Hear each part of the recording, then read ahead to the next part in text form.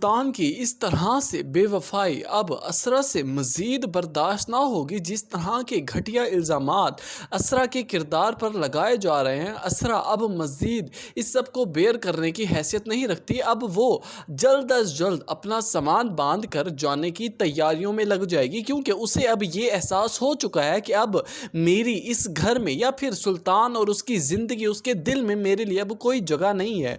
जो अहमियत सुल्तान ने अपने दिल में मेरे लिए बना रखी है, अब उसे कोई नहीं हटा सकता। जिस तरह मेरा इमेज इतना ख़राब हो चुका है, ज़माने भर में मुझे बदनाम किया जा रहा है। दूसरी तरफ सुल्तान की सास यानी कि असरा की वालदा भी तो धर्म भरम हुई हैं, वो भी आग बगोला है सुल्तान पर।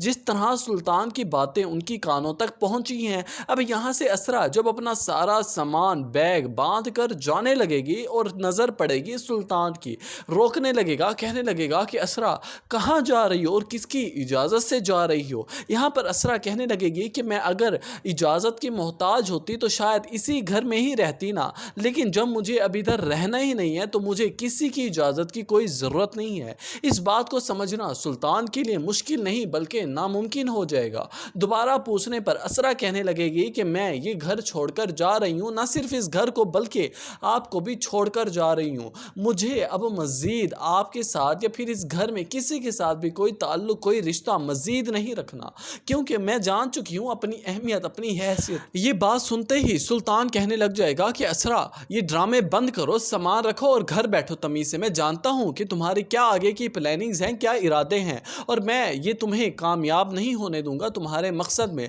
जब तक तुम मेरे निकाह में हो तुम मेरी इजाज़त के बगैर कहीं नहीं जा सकती। ये बात सुनते ही असरा कहने लगेगी कि सुल्तान मैं आपके निकाह में हूँ, आपकी बीवी हूँ, कोई पाबंद नहीं हूँ, ना ही आपकी कोई ग़ुलाम हूँ। ये बातें अब सुल्तान को क्लिक करने लगेंगी, उससे के दिमाग में और ज़्यादा बातें आना शुरू हो जाएंगी। उसे ये लगने लगेगा अब असरा अपनी नहीं बल्कि असरार की ज़ुबान पर आ गई है, वो उसकी कही हुई बातों पर अमल कर रही है। ना जाने सुल्तान को कहाँ से असरार का इतना वहम पड़ चुका है कि अब वो असरा की किसी भी बात को बर्दाश्त या सुनने के लिए तैयार ही नहीं होता। अब यहाँ पर असरा तो अपनी जगह पर ठीक है ना, उससे बर्दाश्त नहीं हो रहा कि मेरे किरदार पर इतने घटिया इल्ज़ामात लग रहे हैं और फिर भी मैं इस घर में सुल्तान की नज़रों के सामने कैसे बैठी हूँ। मुझे तो चले जाना चाहिए है कि अगली चंद ही एक साथ में जब असरा घर छोड़कर चली जाएगी तो दोबारा उसकी मुलाकात होगी किसी न किसी ज़रिए असरार के साथ, और वो असरार को कहने लगेगी कि तुम्हारी वजह से आज मेरा घर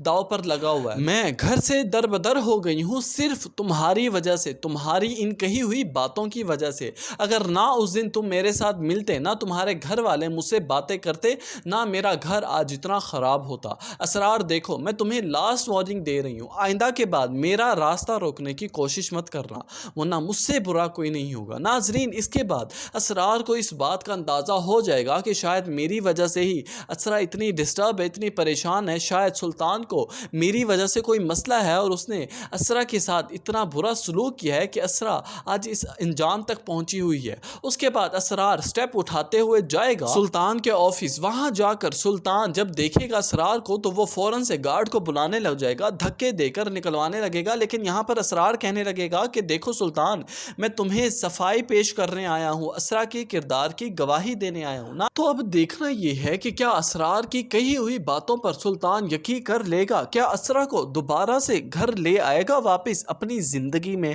नाजरीन, आप अपनी कीमती राय से आगाज़ ज़रूर कीजिएगा, नीचे कमेंट सेक्शन में अपनी राय दीजिए, और वीडियो अच्छी लगी हो तो वीडियो को लाइक करना मत भूलिएगा।